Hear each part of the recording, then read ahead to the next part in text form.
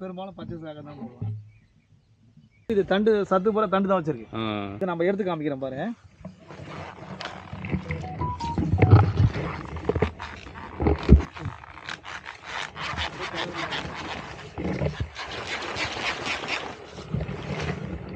கொஞ்சம் பெருசாகும். இதுதான் கிழங்கு. ஹாய், எல்லாருக்கும் வணக்கங்க. இன்றைக்கான வீடியோ பதிவு என்ன அப்படின்னு பார்த்தீங்கன்னா, சேப்பங்கிழங்கு விவசாயம் பண்ணுற ஒரு விவசாயி தான் இன்றைக்கி நம்ம பார்க்க வந்திருக்கிறோம். திருவண்ணாமலை மாவட்டம் சானந்தல் கிராமத்தில் வந்து விவசாயத்தை வந்து லாபகரமான முறையில் செஞ்சிட்டு இருக்கக்கூடிய திரு துரை அவர்களை தான் சந்திக்க வந்திருக்கிறோம். வாங்க, இது எப்படி பயிர் பண்ணுறது, ஆரம்பத்திலிருந்து அறுவடை வரைக்கும் என்னென்ன பண்ணணும், என்னென்ன பண்ணால் நமக்கு வந்து இதை வந்து லாபகரமாக கொண்டு போகலாம் அப்படின்றத எல்லா விஷயத்தையும் துரை அவர்கிட்ட கேட்டு தெரிஞ்சுக்கலாம். வாங்க ஐயா, வணக்கம். வணக்கம்பா. இப்போது என்னென்ன விவசாயம் வந்து இப்போ உங்களோட லேண்டில் நீங்கள் பண்ணியிருக்கிறீங்க? இப்போ நான் வந்து சேப்பங்கிழங்கு, நெல் வந்து ஆத்தூர் கிஜிலி சம்பா இயற்கை விவசாயத்தில் அது பண்ணியிருக்கேன். சரிங்க ஐயா. முள்ளங்கி காய்கறி முள்ளங்கி பண்ணுறோம்பா. இது 3 இப்போ இன்னைக்கு நிலமையில எங்கள் இருக்குது. சரிங்க. இப்போது சேப்பங்கிழங்கு வந்து பயிர் பண்ணியிருக்கிறீங்கன்னு சொன்னீங்களே. ஆமாம். இப்போ சேப்பங்கிழங்கு வந்து எப்படி வந்து பயிர் பண்ணுறது, ஆரம்பத்திலேருந்து அறுவடை வரைக்கும் விற்பனைக்கு கொண்டு போகிற வரைக்கும் அதை வந்து எப்படி பராமரிக்கணும், என்னென்ன பண்ணணும் அப்படின்றத கொஞ்சம் தெளிவாக சொல்லுங்கள். அதாவது இப்போ எங்களது வந்து புஞ்சையில் நஞ்ச நிலம், நீர் வடியக்கூடிய பகுதி. நீர் வடியறதுனால தான் ஈஸியாக இருக்கும், நல்லாயிருக்கும்.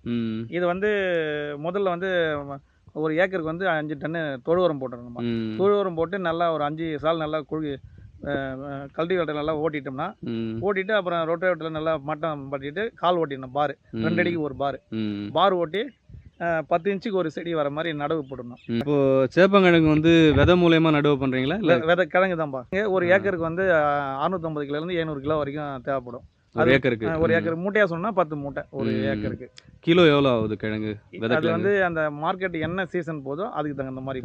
இன்னைக்கு வந்து 35 ரூபா 40 ரூபா போகுது இன்னைக்கு மார்க்கெட் ரேட். அப்படின்னு இருந்தால் உங்களுக்கு வந்து 3000 ரூபா 3500 கிடைக்கும். இப்போ நார்மல் கிழங்கு நார்மல் தான். விதைக்கிழங்குன்னு தனியான விதைக்கிழங்கு வந்து 6 மாதம் வச்சு யூஸ் பண்ணணும்பா. 6 மாதம் அறுவடை 6 மாத கிழங்கு முத்திருக்கணும். முத்தின பிறகு அவர் எடுத்து அதை வந்து அதாவது சொல்லுதுன்னா விதை உறக்க காலம்னு ஒரு டைம் இருக்குது எல்லா பயிருக்கும். ஏன் இதுக்கு நான் கேட்குறேன்னா, இப்போ வந்து நெல்லெல்லாம் நம்ம நடவு பண்ணுறப்போ விதை நெல்லுன்னு சொல்லிட்டு மருந்து கடையெல்லாம் விற்கிறாங்க பாருங்க. ஆமாம். நம்ம நார்மலாக கொடுக்குற நெல்லை விட அந்த நெல்லோட விலை வந்து ஜாஸ்தியாக விற்கிறாங்க. ஆமாம். அதை பொறுத்து தான் நான் கேட்டேன். இதுக்கு அதுதான்ப்பா. இது வந்து இப்போ நான் மண்டிக்கு வெட்டணும்னு சொன்னால் ஒரு 10 நாள் முன்னாடி வெட்டிடுவேன். இப்போ நான் விதைக்குன்னு சொல்லும் போது விதைக்கு ஒரு 20 நாள் எக்ஸ்ட்ரா விட்டு முத்த விட்டு அதை வெட்டி நயலில் உணர்த்தணும். அது விதை உறக்கம் எல்லாத்துக்குமே, நெல்லுக்கும் விதை உறக்கம்னு இருக்குது, எல்லாத்துக்குமே இருக்குது 3 மாசமே. இது வந்து ஒரு 60 நாள் நல்லா நீங்க வச்சிருந்தீங்கன்னா நயல் அப்புறம் எடுத்து நடவு போட சரியா இருக்கும். நீங்க வாங்கின்னு போயிட்டு அப்படியே நட முடியாது. எவ்வளவு முத்தி இருந்தாலும் சரி, பிஞ்சா இருந்தாலும் சரி, அதை வந்து விதை உறக்க காலத்தை எடுத்துக்கிட்டா தான் உனக்கு குயிக்கா வரும், ஒப்பா வரும். இல்லைன்னு சொன்னா முன்ன பின்ன வரும். ஒரு செடி வளர்ந்துருக்கும், ஒரு செடி இதோ பார்ப்பா. உதாரணத்துக்கு இந்த ஒர்க்கு இது வந்து இது எவ்வளோ உயரத்தில் இருக்கு. ஆமாம். இந்த செடி வந்து எவ்வளோ இதுவாக இருக்குது. அது வந்து காரணம் என்னென்னா அந்த விதை உறக்கம் சரியாக வராமல் தான் காரணம். கிழங்கு எவ்வளோ பெருசு இருக்கும்? கிழங்கு வந்துப்பா இது வந்து ரகம் பிரிக்கும் போது வந்து அங்கே வால் நீக்கிடுவாங்க, பொடி நீக்கிடுவாங்க. இது தரமானதை மட்டும்தான் எடுத்துப்பாங்க.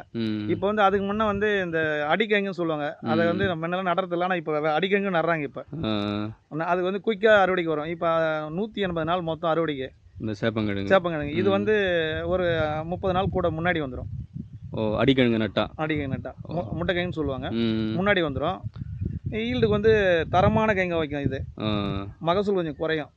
அது வந்து இது 7 டன் வருதுன்னா அது வந்து 8 டன் வரும், 9 டன் வரும். அடிக்கிழங்குல பண்ணுறது. அடிக்கிழங்குல பண்ணும்போது குறையும், கிழக்கிழங்குல பண்ணும்போது கூடும். ரைட். நாள் கூடும். அதே போல் இப்போ ஒரு கிழங்கோட வெயிட் எவ்வளோ வரும்? இது ஒரு கிழங்கோட வெயிட் வந்து 50 கிராம்லேருந்து 75 கிராம் வரும். 50லேருந்து 75 கிராம். கிட்டத்தட்ட ஒரு உருளைக்கிழங்கு சைஸ் அதை விட கம்மியாக தான் இருக்கும். அதை விட கம்மியாக தான் இருக்கும். உருளைக்கிழங்கு வேற, இது வேற. சரி. களை பராமரிப்பு என்ன பண்ணுறீங்க? அது 5 டன்னு போட்டு உழவு போட்டுட்டிங்கன்னா, உழவு போட்டு பார் ஓட்டு நட்டுட்டு நீங்கள் 15 நாளில் இயற்கையாக பண்ணுறது வந்து ஆள் வச்சு வெட்டிங்க. செயற்கை பண்ணும்போது களை தெளிச்சிட்டோம்னா மொத்தம் பொசிக்கிடும். அப்புறம் 30 நாள் திரும்பி ஒரு களை வரும்போது நீங்கள் களையை தான் வெட்டி ஆகணும். ஏன்னா அது கூட செடி வந்துடும். ரைட். அது வந்துட்டு பிறகு அதிலிருந்து ஒரு திரும்பி ஒரு களை வரும் ஒரு 45 நாளுக்குள்ள. அப்போ என்ன பண்ணீங்க, நீங்கள் அதை களையை எடுத்துட்டு உரம் வந்து டிஏபியோ இல்லை யூரியாவும் கலந்து போட்டிங்கன்னா செடி வரும். அதுலேருந்து 60ஆம் நாள் வந்து கால் மாற்றுவாங்க சொல்கிறதுனா அந்த செடி ஓரம் மண் அணைப்பாங்க, உரம் போட்டு. ஓ, மண்ணு கட்டி விடுவாங்க நல்லா. மண் கட்டி பார் கட்டுவாங்க. ரைட். அது மண் அணைப்பாங்க. மண் அணைக்கிறது காலில் எடுத்து போடுறது சொல்லுவாங்க, இல்லை மண் அணைக்கிறது சொல்லுவாங்க. ஊருக்கு மாறுபடும். ரைட். அதை எடுத்து போடும்போது அப்போ நீங்கள் வந்து பொட்டாசோ, குருணைங்க, இதை டிஏபி இதெல்லாம் சேர்த்து நீங்கள் போடலாம். ஒரு ஏக்கருக்கு வந்து நாங்கள் போடுறது வந்து ஒரு ஏக்கருக்கு 3 டைமாக பிரித்து போடுவோம் உரம். முதல் கால் மாற்றும் போது 3 மூட்டை போட்டுருவோம். ஒரு ஏக்கருக்கு 150 கிலோ உரம் போடணும். போட்டுருவோம். அதுலேருந்து 22 நாள்லேருந்து 30 நாளுக்குள்ளே திரும்பி ஒரு 150 கிலோ போடுவோம், 3 மூட்டை. அதுலேருந்து அறுவடைக்கு வரும்போது அப்போ வந்து இது 2 டைம் வந்து டிஏபியோ இல்லை 10, 26, 26 போடுவோம். 10, 20, 13 இது போடுவோம். லாஸ்ட் உரம்னு சொல்லிட்டு வந்து 5வது மாதத்தில் போடுவோம். அது வந்து 10, 26, 26 காம்ப்ளெக்ஸ் உரம் போடுவோம். அது பொட்டாசு கலந்த உரம். இவ்வளோ தான் நாங்கள் போகிறது. 8லேருந்து 9 மூட்டைக்குள்ளே தான் போடுவோம் ஒரு ஏக்கருக்கு. சில மண்ணுக்கு தரம் குறைவாக இருக்கிறது கொஞ்சம் ஒரு மூட்டை கூட போடுவாங்க. சில மண் தரமாக இருந்தால் ஒரு மூட்டை குறைச்சி போடலாம். எங்களது வந்து இன்னும் கேட்டால் நான் சொல்கிறத விட கொஞ்சம் குறைவாக தான் போடுறேன். ஏன்னா எங்களது வந்து இயற்கையாக நம்ம பண்ணும்போது நான் ஒரு சில நேரத்தில் எனக்கு அதிகமாக வந்துருந்தா கம்மியாக போடுவேன். நான் வந்து தொழு உரம் நிறைய போடுவேன், 5லேருந்து 6 டன்னு சேர்த்து போடுவேன். இயற்கையாக பண்ணும்போது உனக்கு வந்து செலவு கூடும், குறையும், மகசூலும் குறையும். ஆனால் ரேட்டு வந்து நம்ம மார்க்கெட் இன்னும் சரியாக வரல. அதுங்க நம்ம சரியாக வந்துச்சுன்னா அது நம்ம ஓகே ஆகிடும். நான் நெல் மட்டும் இன்ன வரைக்கும் இயற்கையாக தான் பண்ணிட்டு இருக்கேன். அது வந்து உரம் போடுறதில்ல, எதுவும் பண்ணதில்லை. இதுக்கு வந்து உரம் போடுறேன். இப்போ இந்த மார்க்கெட் இங்கே நம்ம ஊரில் இருக்கா இல்லை வெளியூர் தான் வியாபாரி வராங்க. வியாபாரி வந்து வாங்கிட்டு போயிட்டு அவங்க திருச்சோ அவங்க வந்து எங்கே மார்க்கெட்டுக்கு கூட இருக்கோ அங்கே அனுப்புகிறாங்க. கோயம்பேடுக்கு அனுப்புகிறாங்க, இல்லை சத்திரம், அதான் திருச்சி பஸ் ஸ்டாண்டு, இல்லை மதுரை. இப்போ நம்ம டைரெக்டாக இதை சேல் பண்ணலாமா? இது சேல் பண்ணலாம்பா. அந்த வியாபாரிங்க வந்து அந்த அளவுக்கு போய் பாய்க்கணும். நம்ம இங்கேருந்து எடுத்துகிட்டு போகிறோம், அங்கே எடுத்துகிட்டு போயிட்டு அங்கேயே உட்காந்து நம்மளால் வியாபாரம் பண்ணிட்டு இருக்க முடியாது. ஆமாம். அவங்க வந்து தொடர்ச்சியாக நம்பும்போது அவங்களுக்கு அவங்க கான்ட்ராக்டில் இருக்கிறாங்க, வித்துறாங்க. நம்ம எடுத்துன்னு போகும்போது முதல்ல எடுத்துன்னு போகும்போது ஒரு மூட்டையை ரேட் போட்டுருவாங்க. அது விற்க 4 நாளாக நான் உட்காந்துட்டு இருக்க முடியாது. நம்ம வந்துட்டோம்னா அவர் என்ன அந்த மூட்டை தாங்க இதாக வித்துச்சு, அதுக்கு அடுத்து வந்து கம்மியாக இதாங்க விற்கல அப்படின்னு சொல்லிடுவார். நமக்கு அது சரி வராது இல்லையா? அதனால நம்ம வியாபாரிகிட்ட தோட்டத்திலே வந்து அவங்க எடுத்துப்பாங்க. ரேட்டு பேசி கொடுத்தோன்னா அந்த வந்து நல்ல தரமான கைங்க ஒரு ரேட்டும், பொடி கைங்க ஒரு ரேட்டும் எடுத்துப்பாங்க. இது 2 ரகமாக பிரித்து அவங்க எடுத்துன்னு போயிடுவாங்க. சரி, இந்த கிழங்கு எதுக்கெல்லாம் பயன்படுதுனா? இது வந்து மருத்துவ குணம் நிறைய இருக்குன்னு சொல்கிறாங்கப்பா. ஆனால் எனக்கு அது அந்தளவுக்கு அவ்வளோ தெரியல. ஆனால் நாங்கள் வியாபாரம் பண்ணுறத எடுத்து கொடுக்குறது சரி. இது வந்து பொரியலுக்கு யூஸ் பண்ணுறாங்க, வரது குழம்பு, கார குழம்புன்னு அதுக்கு போட்டுக்கிறாங்க. கேரளாவில் வந்து ஏதோ மாவாக யூஸ் பண்ணி சமையலுக்கு யூஸ் பண்ணுறதா சொல்கிறாங்க. சரிங்க. அது வியாபாரிங்களுக்கு தாங்க அது முழு விவரம் தெரியும். சரிங்க. நமக்கு இவ்வளோ தான் தெரிஞ்சது. அதில் இதில் ரகம் வந்து 2 ரகமாக இருக்குது. பச்சை சேமன் ஒன்று இருக்குது, இன்னொன்று வந்து வைலட் கலரில் ப்ளூ லைட்டாக கலந்த மாதிரி இருக்கும். 2 ரகம் இருக்குதுப்பா. நான் 2 ரகமும் போட்டிருக்கேன். இப்போ நான் வந்து தொடர்ச்சியாக போகிறதால ஒரு 1 மாதம் 2 மாதம் இடைவெளி அந்த தோட்டத்தில் 1 ஏக்கர் வந்து அது மாதிரி போட்டுருக்கேன். ஏன்னா ஒரு டைமில் விளைவிக்க, ஒரு டைம் விளைவிக்காது. அதை நம்ம சரி கட்டணுன்றதுக்காக ஒரே டைம் நான் போகிறது கிடையாது, விடுறதும் கிடையாது. இது அதாவது ஒரு வருஷத்துக்கு 4 கிராப் இல்லை 5 கிராப் எடுக்கிறோம். 5 அறுவடை அப்படி எடுக்கிற மாதிரி நான் போட்டிருக்கேன். இப்போது பார்த்தீங்கன்னா 4லேருந்து 4.5 மாதம் வரைக்கும் இது அறுவடை. 6 அதாவது இது வந்து நீங்கள் முட்டைக்காய்ங்க போட்டிங்கன்னா 5, 6 5லேருந்து 6 எடுத்துக்கலாம். நீங்கள் கிழங்காய்ங்க போட்டிங்கன்னா 6 மாதம் கண்டிப்பாக ஆகணும். அப்போ தான் அந்த நீங்கள் கிடைக்கிற ஈல்டு கிடைக்கலாம். ஆனால் அறுவடை முடிக்கணும்னா நல்லா தரமாக வந்துச்சுன்னா 5லேருந்து 5 மாதம் எடுத்துக்கலாம், கொஞ்சம் குறையும். ரைட். அப்போ கரெக்டாக வந்து அறுவடை எடுக்கிறதுக்கு 6 மாதம். ஆமாம், 150லேருந்து 180 நாளுக்குள்ளே. சரிங்கண்ணா. சரி. இதுக்குள்ளே எடுத்துக்கலாம். ஒரு ஏக்கருக்கு எவ்வளோ இதில் வருமானம் வருது? இதில் சேப்பங்கிழங்கப்பா அது வந்து மார்க்கெட் நிலவரத்தை பொறுத்து இருக்குதுப்பா. இன்றைக்கி வந்து நார்மலாக ஒரு 100 மூட்டைன்னு வச்சிங்களா. இன்றைக்கி 100 மூட்டை விலையும் குறைஞ்சபட்சம் 150 கிலோ வருது. ஒரு 100 மூட்டைனாவே 6 டன்னு வச்சிங்களா. 6 டன்னு இன்றைக்கி ரேட்டுக்கு 35 ரூபா ஒரு கிலோ. அப்போ நீ கணக்கு பண்ணால் 2 லட்ச ரூபா கிடைக்கும். ஆமாம், தாராளமாக. அது நான் செலவு வந்து ஒரு 80,000 ஆகிடும். மீதி 1,20,000 ரூபாய் எனக்கு நிற்கும். 1 லட்ச ரூபா செலவாகும். அதில் 80,000 ரூபா குறைஞ்சபட்சம் ஆகும். இப்போ செலவு பண்ணுறதுன்னு பார்த்தீங்கன்னா விதைக்கிழங்குக்கு முதல்ல தொழு உரம் வந்து இப்போ 2,500 ரூபா ஆகுது ஒரு இதுக்கு. அதில் வந்து நான் 15,000 ரூபா தொழு உரத்துக்கு செலவு பண்ணுறேன். விதை வந்து இன்றைக்கி 3,000 ரூபா 3,500 பண்ணவே அது 10 மூட்டை, அது 35,000 ஆகிடுது. உங்களுக்கு இதுவே வந்து உனக்கு எவ்வளோ ஆகிடுது? இதுவே உனக்கு 45,000 ஆகிடுது. ஆமாம். அந்த உழவு வேலை இருக்குது. உழவு நல்லா தரமாக வரணும். உழவு உர செலவு வந்து ஒரு 15,000 ஆகும். அப்புறம் ஆள்கூலி களை வெட்டுறதுக்கு வந்து ஒரு 10,000 ரூபா குறைஞ்சபட்சம் ஆகும். மருந்து செலவு வந்து அதாவது மழை டைமில் வந்து மருந்து வந்து இது நோய் வர்றது வந்து 2 வகையாக வரும்பா. ஒன்று தண்டைகள் நோயின்னு சொல்லுவாங்க, இல்லை இன்னொன்று வாடல் நோயின்னு சொல்லுவாங்க. இது இது ரெண்டும் வராமல் பார்த்துக்கிறதுக்கு அதுக்கு செலவாகும். புழு வந்து எப்பயோ ஒரு டைம் தான் வரும். புழு அவ்வளோ பாதிப்பு வராது. அதுக்கு வந்து நார்மலாக பவர் கம்மியாக போட்டு அடித்தா போதுமா. Right right right. அதுக்கு ஒன்றும் ரொம்ப செலவாகாது. ஆனால் இந்த நோய் மழை டைமில் இது கொஞ்சம் பாதிக்கும். Right right. அந்த டைம் அப்போ தான் வடிகால் மண் தண்ணி நிற்கக்கூடாது. தண்ணி நிற்ச்சுன்னா வேற கிழங்கு அடிக்கிடும்.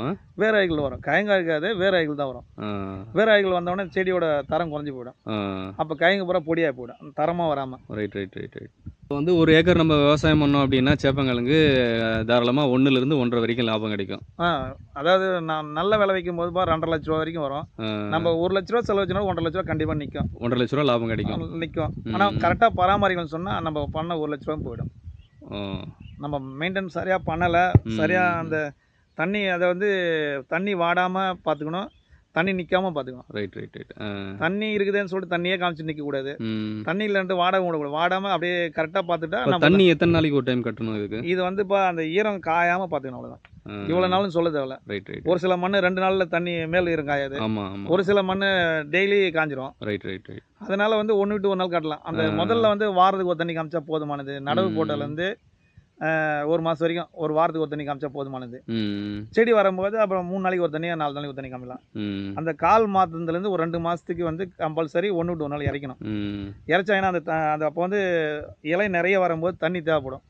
நீங்கள் கொஞ்சம் இறைக்காமல் விட்டுட்டீங்கன்னு சொன்னால் செடி அப்படியே வாடி போயிடும். வாடிச்சுன்னா அப்புறம் 2வது ஏந்திருக்காது. அது அதில் உனக்கு சரியான பொருளாதாரம் ஏற்பந்துடும். அப்போ கரெக்டான ஈரப்பதத்திலே கொண்டு வரணும். கொண்டு வரணும். அதாவது குழந்தைய பார்த்துக்கிற மாதிரி, குழந்தை எப்போ அழுதா பால் கொடுக்குறோமோ அது மாதிரி இது வதங்கினா தண்ணி இறைக்கணும். Right right right. நான் இன்னைக்கு தான் இறைக்கணும், நாளைக்குலாம் இறைக்கணும் கிடையாது. குழந்தைய பார்த்துக்கிறது தான் இது. சரிங்க சரி. இப்போ சேப்பங்கிழங்கு பயிர் பண்ணுறோம்ல ஐயா, இப்போ எவ்வளோ உயரம் வரைக்கும் அது வளரும்? அது 5 அடியிலேருந்து 6 அடி வரைக்கும் வருமா? அதான் உங்கள் ஒசரத்துக்கு வளருமா அது செடி? நான் உள்ளே போனால் தெரியாத அளவுக்கு வளரும். ஓஹோ.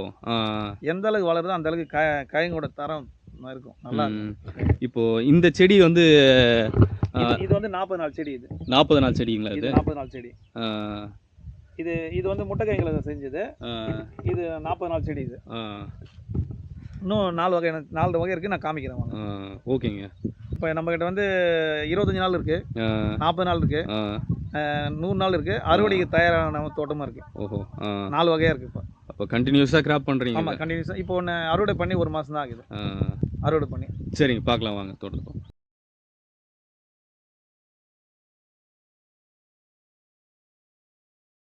சேராகிடும்.